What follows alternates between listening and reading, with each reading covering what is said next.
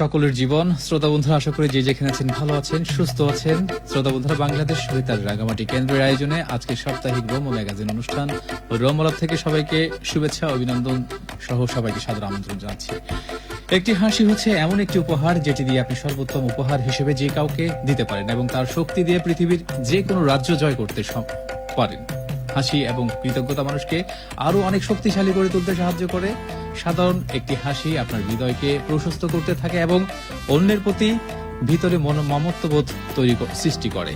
হ্যাঁ বন্ধুরা, তাই দৈনন্দিন ক্লান্তি ও মানসিক চাপ দূর করে হাসির কোনো বিকল্প নেই। তাই হাসতে হবে, আপনার মন ভালো করতে আমাদের সাথে থাকতে হবে। শ্রোতা বন্ধুরা, শুরুতে জানিয়ে দিচ্ছি আজকের অনুষ্ঠানে রোমলাপে আপনাদের পাঠানো কৌতুক শোনাবো। পাশাপাশি আমাদের এই অনুষ্ঠান জুড়ে থাকবেন এবং হাসতে হবে। আমরা আপনাদের জন্য হাসানোর জন্য থাকছি 6:30 থেকে 7টা পর্যন্ত পুরো অনুষ্ঠান জুড়ে। সাথে আছি আমি তারেক আহমেদ, আমি মোহাম্মদ কাউসার। আমি নিসারুল হক। শ্রোতা বন্ধুর, অনুষ্ঠান শুরুর আগে একটি বিষয় বলে রাখি, অনুষ্ঠান চলাকালীন সময়ে আপনারা চাইলে আমাদেরকে কৌতুক লিখে পাঠাবেন, অথবা আপনাদের জীবনে ঘটে যাওয়া কোনো মজার ঘটনা অথবা আশেপাশে ঘটে যাওয়া কোনো মজার ঘটনা অবশ্যই আমাদেরকে লিখে পাঠাবেন আমাদের ফেসবুক লাইভে fb.com/bbRNMAID তে, অথবা আমাদেরকে SMS করবেন 0155-827-5585 এই নম্বরে। তা আমরা কি কৌতুক চলে যাবো? হ্যাঁ, শুরুতে চলছে তারেক ভাই, ফুটবল বিশ্বকাপ চলছে। আমরা কি ফুটবল নিয়ে কৌতুক বলবো নাকি? হ্যাঁ, অবশ্যই। আবার চারপাশে বৃষ্টিও হচ্ছে প্রচুর। তা বৃষ্টি নিয়ে শুনবো না ফুটবল বিশ্বকাপ নিয়ে শুনবো? একটু আপনি যদি, যেহেতু ফুটবলের রমরমা অবস্থা, দর্শকদের মধ্যে ফুটবল প্রেমী যারা রয়েছেন ফুটবল জ্বরে ভুগছেন, অবশ্যই ফুটবল দিয়ে শুরু করছি। সুমন নামে আমাদের এক বন্ধু ফুটবল বিশ্বকাপ নিয়ে একটি কৌতুক, অর্থাৎ ফুটবল নিয়ে একটি কৌতুক লিখে পাঠিয়েছেন। আচ্ছা, তো টিভির পেছনে শ্বশুর প্রেমিকার বাড়িতে বসে নতুন কেনা 3D টিভিতে ফুটবল ম্যাচ দেখছিল এক ভদ্র। মানে হচ্ছে সে তার গার্লফ্রেন্ডের সাথে দেখা করতে গিয়েছে আর কি। তো হঠাৎ টের পেল তার হবু শ্বশুর ড্রয়িং রুমের দিকে আসছেন। আচ্ছা, তো প্রাণ বাঁচাতে আর কোথাও পালানোর জায়গা না পেয়ে সে একেবারে টিভির পেছনে ঠাঁই নিল। মানে ওই শ্বশুর আসাতে সে ফালে টিভি নিচে পিছনে চলে গেল। এদিকে প্রেমিকার বাবাও এসে বসলো টিভির সামনে খেলা দেখতে। কিছুক্ষণ পর ভক্তটি টিভি ও দেয়ালের মাঝখান থেকে বের হয়ে এলো, অর্থাৎ প্রেমিক বেরিয়ে আসলো টিভির পেছন থেকে। তাকে দেখে হবু শ্বশুর তো ভীষণ অবাক, চোখ ছানা বড় বড় হয়ে গেল। আরে একে কখন লাল কার্ড দিল রেফারি, দেখলাম না তো। লাল কার্ড পেছন থেকে বেরিয়ে এসছে। তো যাই হোক, এই ধরনের কৌতুক আপনারা লিখে পাঠান। এবারে কোনটা শুনবো কৌতুক তারেক ভাই? আমি একটি কৌতুক বলতে চাই। দাওয়াত খেতে গিয়ে এক ব্যক্তি দাওয়াতের অবস্থা নিয়ে বলতে চাই। হ্যাঁ, দাওয়াত। সেই ঘটলো এক আশ্চর্য ঘটনা। প্লেটে খাবার তুলে দেওয়ার আগে গৃহিণী হঠাৎ একটি প্রশ্ন করে বসলো। লোকটা অনেক সময় ধরে চিন্তা করতে কোনো উঠতেই পেল না। এমনকি শেষ পর্যন্ত সে সিদ্ধান্ত নিতে পারলো না। প্রশ্নটি কি হতে পারে? প্রশ্নটি হচ্ছে, ভাই কোনটা আগে, ডিম নাকি মুরগি? ভীষণ কঠিন প্রশ্ন ছুড়ে দিল। কি বলবেন, কোন কৌতুক? আজকে যেহেতু প্রচন্ড বৃষ্টি হচ্ছে রাঙামাটিতে, তো সেই বৃষ্টি নিয়ে আমাদের সবসময় যে জিনিসটা দরকার হয় সেটা হচ্ছে ছাতা। আমরা অনেকেই কিন্তু ছাতা নিতে পছন্দ করি, আবার অনেকেই আছে যে বৃষ্টি হলেও ছাতা নিতে পছন্দ করি না। কিসের কারণে? কারণ ছাতা যদি হারিয়ে যায়। আচ্ছা, তো এবার দেখা যাক আজকের গল্প কৌতুকে কি আছে আপনাদের জন্য। ছাতা নিয়ে যাওয়ার বুদ্ধি। এক বৃষ্টির দিনে বাড়ির মালিক তার কাজের লোককে ডেকে বলল, এই রহিম রহিম, এদিকে এদিকে বাগানে গিয়ে তুই পানি দিয়ে আয়। রহিম অবাক হয়ে বলল, হুজুর বাইরে তো মুষলধারে বৃষ্টি হচ্ছে। তো মালিক খুব বিরক্তি সুরে বললেন, তাইলে ছাতা নিয়ে যা। সে বুদ্ধি করে মানে ছাতাটা নেওয়ার জন্য। এই আমরা কি আরো একটি কৌতুক শুনবো? হ্যাঁ, ফুটবল জ্বরে ভুগছে পৃথিবী, সবাই ভুগছে ফুটবল জ্বরে। কে কোন দলে সাপোর্ট করছেন সেটাও আমাদেরকে লিখে জানাতে পারেন। আজকে ফুটবল নিয়ে আসলে অনেকগুলো কৌতুক আছে, শ্রোতারা পাঠিয়েছেন আমাদেরকে কৌতুকটি পাঠিয়েছেন সুজন, লিখেছেন সনটিলা থেকে। রেফারির অবস্থান, দুই চরম ফুটবল ভক্ত, মানে কৌতুকটি শিরোনাম হচ্ছে রেফারির অবস্থান। তো দুই চরম ফুটবল ভক্ত প্রতিজ্ঞা করলো তাদের ভেতর যেই আগে মারা যাক না কেন সেভাবেই হোক দুনিয়ায় ফেরত এসে জানাবে, মানে যেভাবে মারা যাক সে দুনিয়াতে ফেরত এসে জানাবে যে পরপারে ফুটবল ম্যাচ হয় কিনা। এতটা ফুটবল ভক্ত তারা। তো একদিন হঠাৎ তাদের একজন মারা গেল। তো মৃত বন্ধুকে কবর দিয়ে এসে রাতের বেলা জীবিত বন্ধুটি হঠাৎ এক অদ্ভুত আওয়াজ শুনতে পেল, দোস্ত তোর জন্য একটা দারুণ আর একটা খারাপ খবর আছে। মানে একটা ভালো খবর, একটা খারাপ খবর আছে। তো জীবিত বন্ধু হলো, কি খবর বন্ধু? তো মৃত বন্ধুটি বলছে, প্রথম ভালো খবর হলো পরপারে প্রতিদিন জমজমাট ফুটবল খেলা হয়। আচ্ছা আচ্ছা। আর খারাপ খবরটা কি? আর দ্বিতীয় বন্ধু বলছে, আর খারাপ খবরটা হচ্ছে আগামীকালের ফাইনাল ম্যাচে তুই রেফারি। তার মানে তার মৃত্যু অনিবার্য। বন্ধু তো একেবারে ঘেমে টেমে শেষ। যাই হোক শ্রোতা বন্ধুরা, আপনারা শুনছেন রোমলাভ। আপনারা চাইলে আমাদের সাথে যুক্ত হন ফেসবুক লাইভে অথবা SMS করুন 01558278585 এই নাম্বারে। হ্যাঁ, কত তো সুন্দর, গ্রাম ভাই। থেকে আসা সরল সিধে ভোলা মিয়া ওষুধের দোকানে ভোলা মিয়া। সেলসম্যান এর কাজ নিল। আচ্ছা, তারে- salesman? হ্যাঁ, salesman কাজ দিল। তাকে সাইজ করতে মহল্লার উঠতি রংবাজ ঝন্টু হাজির হলো। হ্যাঁ। হ্যাঁ, একটি কাশির সিরাপ কেনার জন্য ভোলাকে বলছে, এই হ্যাঁ। এইবার চিনি কিনে দিতে হবে, চিনি দাও।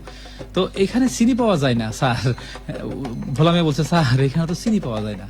তো আমারে বোকা পাইছে আমি শিক্ষিত মানুষ, প্যাকেটের গায়ে পরিষ্কার লেখা আছে সুগার ফ্রি, দে ফ্রি চিনি দে এখনই, নালে স্যার কি বলছেন, এরা তো স্যার কখনো চিনি ফ্রি দেয় নাই। আর আমি এখানে কেমনে দিব, বা কেউ এখানে কখন চাইতে আসে নাই স্যার। ও আচ্ছা, সুগার ফ্রি, চিনি মুক্ত লেখাকে উনি চিনি ফ্রি মনে করেছিল। চিনি ফ্রি মনে করেছিল। আচ্ছা, যাই হোক, ধন্যবাদ। অনেক সুন্দর একটি কৌতুক আমরা পেয়েছি। শ্রোতা বন্ধুরা, আপনাদেরকে আমরা আবারও ধন্যবাদ জানাচ্ছি। আপনারা আমাদেরকে মজার চমৎকার, কৌতুকগুলো হ্যাঁ। আসলে লিখে পাঠাচ্ছেন। যারা এখনো লিখেননি, আমাদেরকে উপভোগ করছেন, তারা লিখে জানাতে পারেন।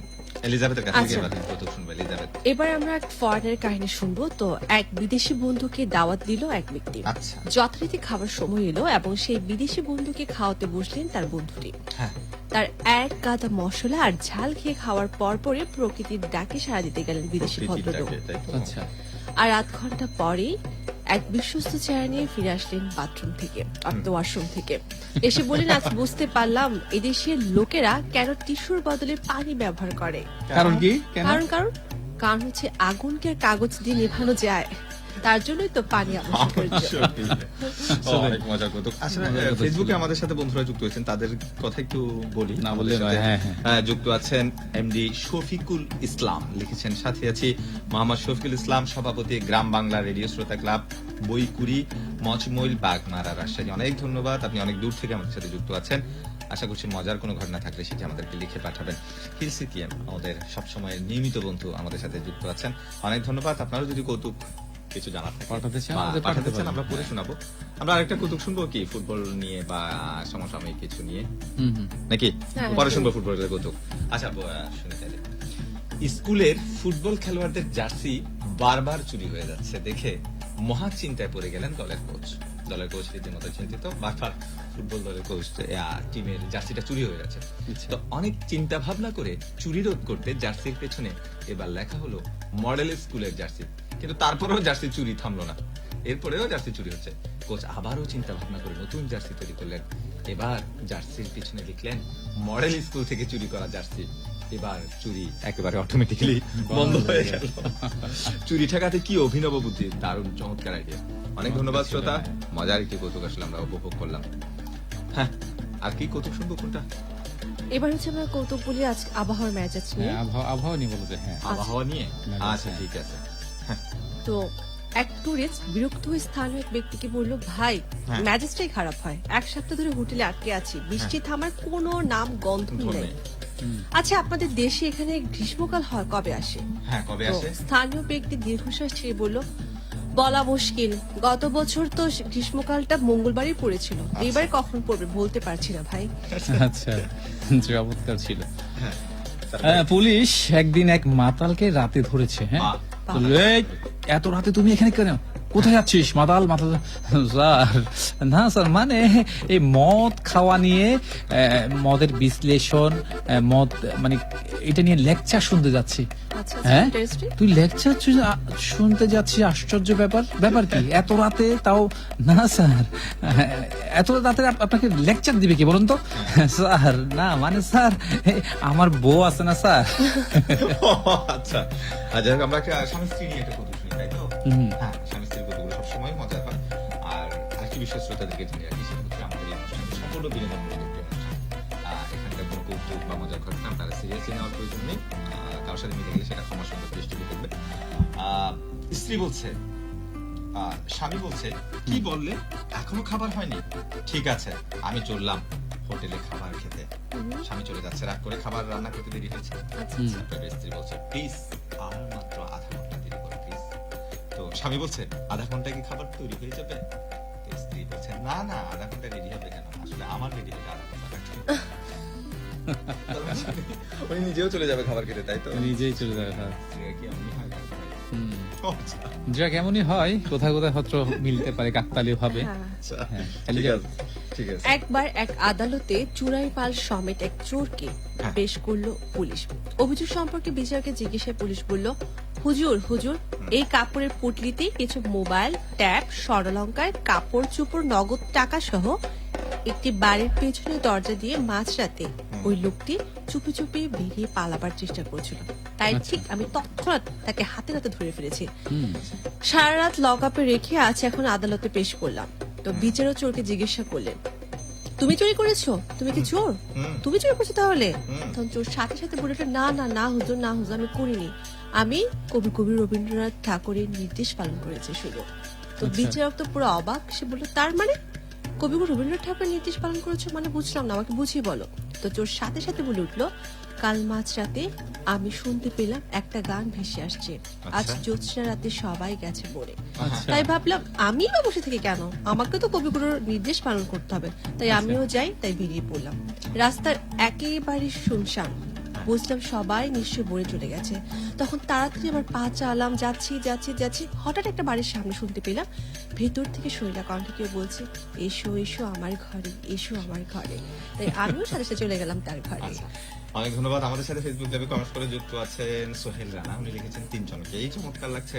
অনেক ধন্যবাদ রানা ভাই। উনি আবার কিন্তু কৌতুক পাঠিয়েছে 3টি। একটু পড়ে শোনাই, তাই তো? হ্যাঁ, অবশ্যই। ভাইয়ের কৌতুক। ধন্যবাদ রানা ভাই। ছাত্র বলছে, স্যার আমি কালকে হোমওয়ার্ক করতে পারি না।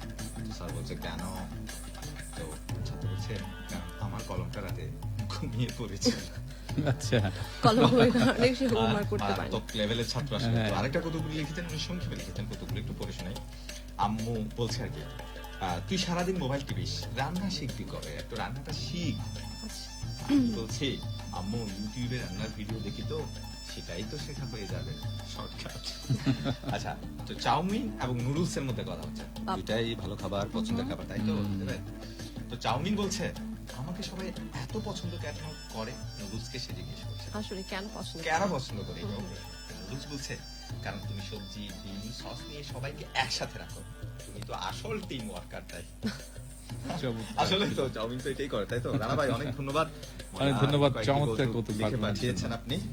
আপনারা চাইলে আপনারাও সোহেল রানা ভাইয়ের মতো এভাবে সুন্দর সুন্দর কৌতুকগুলো আমাদেরকে লিখে পাঠাতে পারেন, অথবা মজার কোনো ঘটনা বা গল্প থাকলে সেটা লিখে পাঠান ফেসবুক লাইভের কমেন্ট বক্সে, এসএমএস করুন 015582755585। এই নাম্বারে আমরা 3 জন আছি কিন্তু আপনাদের এই কৌতুক এসএমএস গুলো করে শোনানোর জন্য। আমরা অপেক্ষা আছি আপনাদের কৌতুক কখন পাঠাবেন, বা কমেন্টস এর মধ্যে পাঠালে আমরা পরিশোনা দিব। হ্যাঁ হ্যাঁ, সেটা তো অবশ্যই।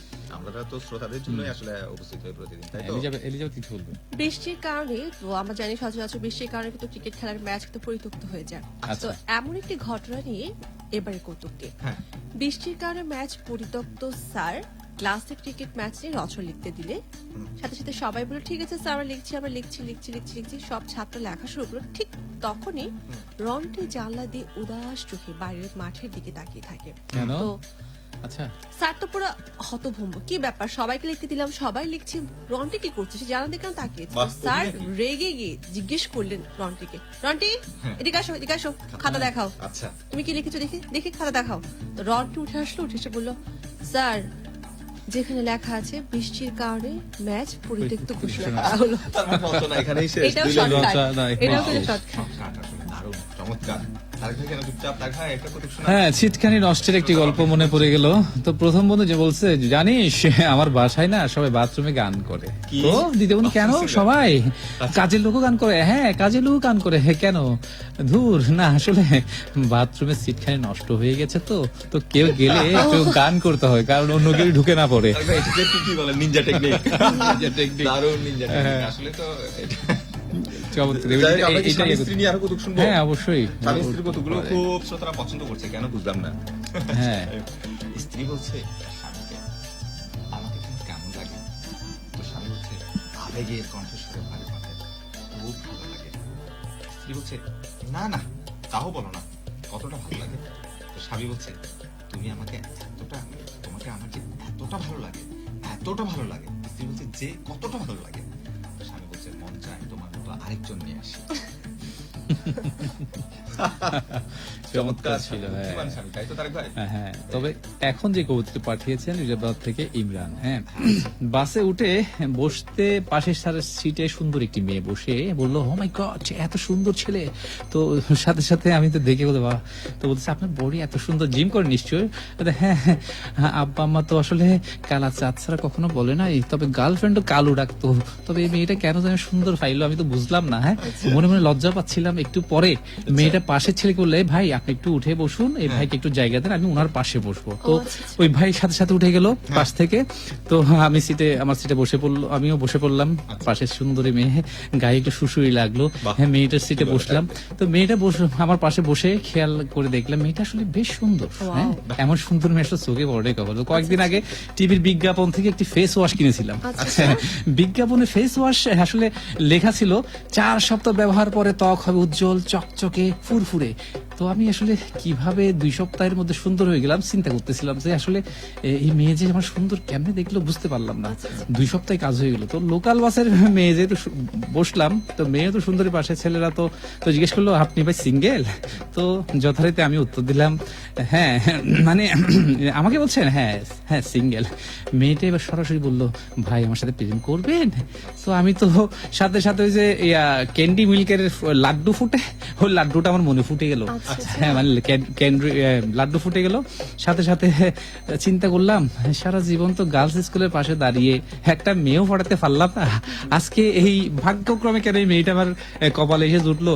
যাক, তখন মেয়েরা বলতো, ভাই আপনি কখন আয়না নিজের চেহারা দেখছিলেন? হ্যাঁ, আপনি মেয়েদের পিছনে ঘুরেন, আপনি তো কালো, মানে কালোর সাথে কোনো পার্থক্য নাই, দুজনেই কালো, আপনি তো কালো।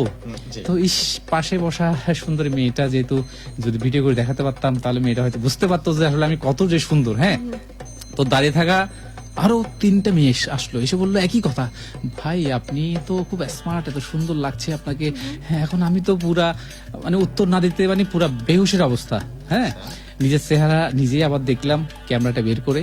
তো আমি আসলে মনে মনে ভাবছিলাম যে রেস থ্রিলার আছে সালমান খান ভাবছিলাম নিজেকে, এত সুন্দর। শুধু চশমাটা ফেলে আসছিলাম বাসায়, তারপর আমি মানে আফসোস করছিলাম, ইস চশমাটা আনলে হয়তো আরো হয়তো বা প্রশংসা পেতাম।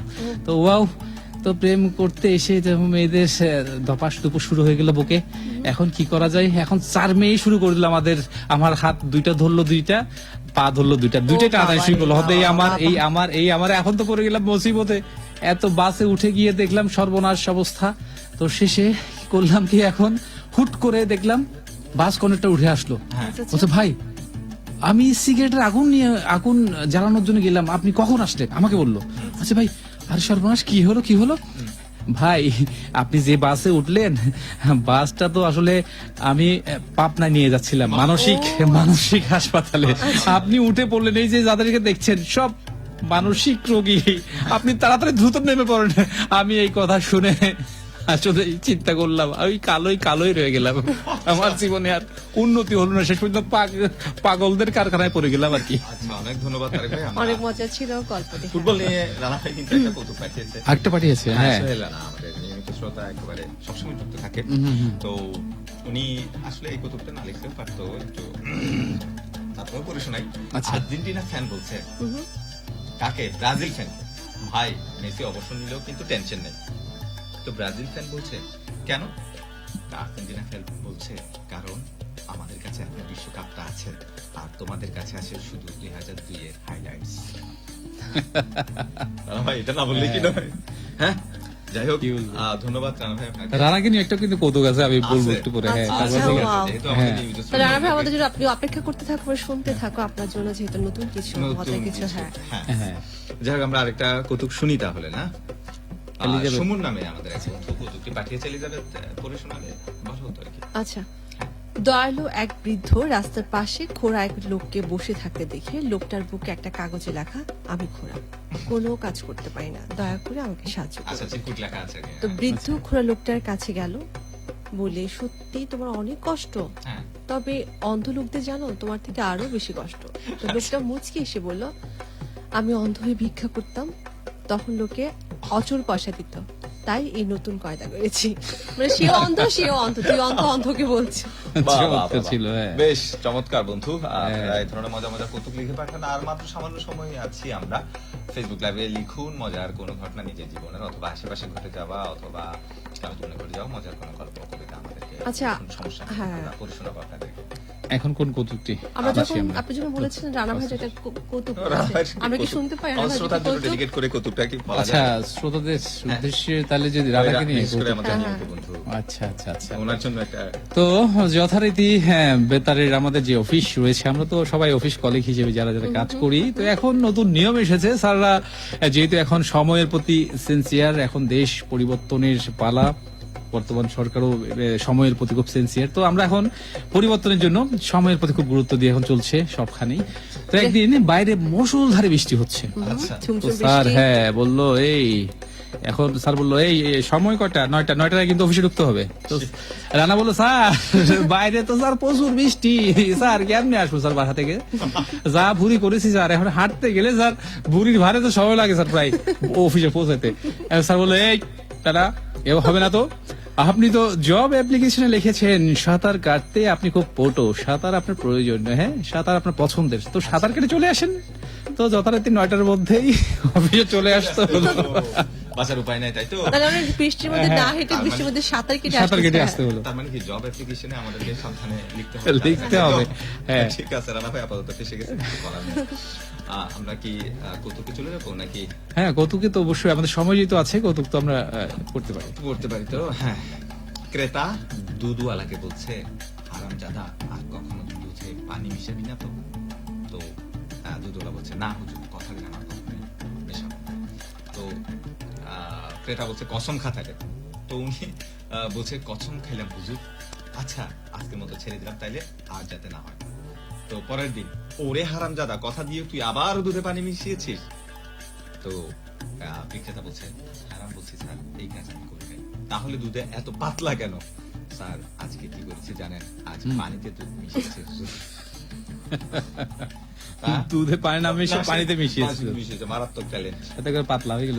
যাই হোক, আমরা কৌতুক শুনি, আরো একটা কৌতুক আছে। তো শিক্ষক এবং ছাত্রের মধ্যে কথা হচ্ছে, তো শিক্ষক বলছে জানো তোমাদের এই বয়সে আমার একটা বিশ্বাস ছিল। তো স্যার, তো ছাত্র বলল কি বিশ্বাস ছিল স্যার, শুরু তো কি বিশ্বাস ছিল আপনার? হ্যাঁ। তো শিক্ষক বলল যে বিশ্বাস ছিল আমি সব জানি। তো ছাত্র বলল তাহলে এখন কি হলো, আপনি তাকে বিশ্বাস করতে সব, এখন কি হলো স্যার একটু শুনি। হ্যাঁ। তো শিক্ষক বলল এখন এই 60 বছর বয়সে এসে বুঝতে পারছি আমরা আসলে কিছুই জানি না। বাহ, তো ছাত্র বলল এই কথা বুঝতে আপনার এত বছর লাগলো স্যার, আমরা তো আপনাকে দেখা মাত্র বুঝে নিয়েছি যে আপনি কিছুই জানেন না। মারাত্মক ছাত্র তো মারাত্মক আসলে। ছিল, হ্যাঁ। হ্যাঁ, যাই হোক, তারপর কি কৌতুক? হ্যাঁ কৌতুক আছে, হ্যাঁ আমার কৌতুক বলেন। কৌতুক একদিন, হ্যাঁ। যেহেতু এখন দেখি। আবহাওয়ার একটু বিরূপ আবহাওয়া, মেঘলা আকাশ, তো একদিন হেলিকপ্টার উড়িয়ে যাচ্ছিল এক পাইলট, আবহাওয়া প্রচুর খারাপ, চারিদিকে কালো মেঘের ঘনঘটা, পাইলট কিছুই বুঝতে পারলো না। হেলিকপ্টার পাইলট হঠাৎ দেখে একটি উঁচু বিল্ডিং সামনের দিকে পড়ে গেল, ছুটে আসছে। সে সময় বিল্ডিং এর উপর থাকা কিছু লোক তাকিয়েছিল। সে সময় পাইলট একটি দ্রুত কাগজে বড় বড় করে লিখলো, আমি কোথায় বলুন, আমি কোথায় আছি। লোকগুলো তখন দ্রুত কাগজে বড় বড় করে আবার লিখে রিপ্লাই করলো, বলল হ্যাঁ, তারপরও দেখা গেল সেখানে আপনি হেলিকপ্টারে আছেন। যাই হোক। ধন্যবাদ তারেক ভাই। আমরা একটু ফেসবুক লাইভে যারা আছেন তাদের সাথে একটু যুক্ত হই। জুবায়ের আল ফাহাদ আমাদের সাথে যুক্ত আছেন, লিখেছেন সাথে আছি ধামাইল বেতার শ্রোতা ক্লাব গফরগাঁও ময়মনসিংহ থেকে। আমাদের সাথে যুক্ত আছেন ইসমাইল হোসেন, আমাদের সাথে যুক্ত আছেন সৈয়দ বিল্লাল হোসেন সবুজ, লিখেছেন যুক্ত আছি।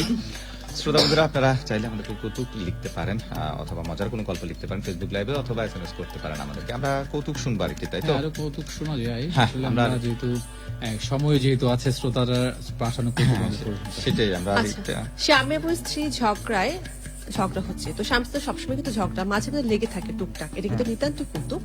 তো স্বামী ও স্ত্রী ঝগড়া এক বাসায়, স্বামী স্ত্রীর মধ্যে সারাদিন ঝগড়া চলে, একটা বাসায় ঝগড়া হচ্ছে, অথচ তাদের পাশের বাসায় দিন রাত হাসির শব্দ শোনা যায়। আচ্ছা, তো আচ্ছা, প্রতিবেশী ভদ্রলোক একদিন জানতে চাইলেন সেই প্রতিবেশীর কাছে যাদের বাড়িতে দিন রাত হাসির শব্দ শোনা যায়, ভাই ভাই এদিকে একটু আসেন, একটা আচ্ছা। কথা আছে আপনার সাথে। কি কথা? কি কথা? উনি বলে উঠলেন আমার স্ত্রী তো সারাদিন আমার সাথে ঝগড়া করে, অর্থাৎ কাইজ্জা লাগে, আর আপনার বাসা থেকে সবসময় এত হাসি খুশির আওয়াজ শোনা যায়, আপনার সুখে থাকেন কি করে, একটু রহস্যটা বলবেন কি আমারে? হ্যাঁ, আচ্ছা। তো ভদ্রলোক দীর্ঘশ্বাস। দীর্ঘশ্বাস ছেড়ে বলে, আরে বলবেন না ভাই, বলবেন না। আমার বউয়ের সাথে ঝগড়া হলেই তো ও তো হাতের কাছে যা পায় আমার দিকে ছুঁড়ে মারে। আমার গায়ে লাগলে খুশিতেও হাসে, আর না লাগলে খুশিতেও আমি হাসি। এটাই হচ্ছে নির্যাতন। আচ্ছা, এটাও একটা নির্যাতনের অংশ। বাহ, তারেক ভাই খুব অভিজ্ঞ মনে হচ্ছে এই অংশে। যাই হোক, আমরা আরেকটি কৌতুক শুনবো সর্বশেষ। তারেক ভাই, সর্বশেষ কৌতুক টিল্ডার নামে একজন বলছে, বন্ধু আমাকে 2000 টাকা ধার দিবি, 7 দিন পরেই তোকে দিয়ে দেবো। তো দিলদারের বন্ধু বলছে, এই নে 2000 টাকা তোকে দিলাম। তো দিলদার, বন্ধু তুই আমার অনেক বড় উপকার করলি। দিলদার বলছে আর কি টাকাটা পেয়ে, আচ্ছা। তোর এই ঋণ কোনোদিন আমি শোধ করতে পারবো না। তারপর যথারীতি 2 মাস শেষ হলো। 2 মাস শেষ হয়ে যায়, দিলদার আর টাকা দেয় না, বুঝছেন? তো দিলদারের বন্ধু একদিন তাকে পেলো, কি রে আমার টাকাটা তো আর দিলি না। দিলদার বলছে, কিসের টাকা? দিলদারের বন্ধু বলছে, এর মধ্যেই সব ভুলে গেলি, 2 মাস আগে 2000 টাকা নিয়েছিস। এরপর সে বলছে, তোকে না টাকা নেওয়ার সময় বলেছি তোর এই ঋণ আমি কোনোদিন শোধ করতে পারবো না, তুই টাকা চাচ্ছিস কেন? আসলে চমৎকার ছিল। এই জন্য দেওয়ার আগে অবশ্যই চিন্তা ভাবনা করে দিতে হবে। সেটাই, মজার আবার কেউ যদি কৌতুক। ভুলে না বলে, ঋণ কখনো শোধ করা যাবে না। কখনো শোধ করা যায় না। তারা তখন ফ্যাশনে পড়েছে। হ্যাঁ, আরেকটা কৌতুক শোনার সময় আছে থাকবে, ছোট্ট করে একটা কৌতুক বলে দেন। শ্রোতারা পাঠিয়েছে এরকম একটি কৌতুক, যদি ওদের পাশে নাকি আমরা বিদায় নিয়ে নিব, সময় তো একেবারে শেষ। হ্যাঁ, আমরা একটু কৌতুক। ছিটকিনিটা নষ্ট তো, এই কৌতুকটা শুনি। আচ্ছা, হ্যাঁ, প্রথমত বললো, জানিস আমাদের বাসায় ও আচ্ছা, এটা আমরা একবার আচ্ছা, শুনে বলা ফেলেছি। প্রচন্ড জ্বরটা নিয়ে বলো। হ্যাঁ, জ্বর, এই বৃষ্টিতে জ্বর। আচ্ছা, এই বৃষ্টির মধ্যে প্রচন্ড জ্বর সবার সর্দি কাশি লেগেই থাকে আমার মতো। তো প্রচন্ড জ্বর নিয়ে ডাক্তারের চেম্বারে ফোন করলো এক ব্যক্তি। কিছু ডাক্তারের সেক্রেটারি জানালেন যে আগামী 3 সপ্তাহ আগে কোনো অ্যাপয়েন্টমেন্ট দেওয়া সম্ভব নয়। সম্ভব নয়। রোগী রেগে মেগে জানতে চাইলেন, তার আগেই যদি আমি মারা যাই তবে কি হবে, আমি অ্যাপয়েন্টমেন্ট নিয়ে কি হবে? সেক্রেটারি জানালেন, আমরা আগের দিন পর্যন্ত অ্যাপয়েন্টমেন্ট ক্যান্সেল করি, আপনার কোনো সমস্যা নেই। কোনো সমস্যা নাই। মাশাআল্লাহ, মাশাআল্লাহ, অনেক চমৎকার চালাক। ছিল। শ্রোতা বন্ধুরা, আমরা হাসি গানে মানে আমার যেতে ইচ্ছা হাসি করছে না, তাই ভাই। কৌতুক আর কিছু আড্ডাই কথা আসলে হচ্ছে। সময় তো ফুরিয়ে এলো। সময় বলছে আমাদের বিদায় নেওয়ার পালা চলে এসেছে। তো বন্ধুরা, আমরা যাওয়ার আগে যে নির্ধারিত সময়ের শেষ প্রান্তে যাওয়ার আগে জানাতে চাই, এতক্ষণ আপনাদের সাথে ছিলাম তারেক আহমেদ, আমি মোহাম্মদ কাউসার। আমি লিসেন পাবো। প্রযোজনা সহযোগিতায় ছিলেন মোহাম্মদ সোহেল রানা, সার্বিক নির্দেশনা ও তত্ত্বাবধানে ছিলেন মোহাম্মদ আমানুর রহমান খান। অনুষ্ঠানটি আপনাদের জন্য প্রযোজনা করেছেন মোহাম্মদ জাকারিয়া সিদ্দিকী। শ্রোতা বন্ধুরা, বেশি বেশি হাসতে হবে। হাসি আপনার মানসিক টেনশন মুক্ত করবে, এটাই প্রত্যাশা। সবসময় সুখে থাকুন, ভালো থাকুন, এটাই আমাদের প্রত্যাশা। ধন্যবাদ সকল।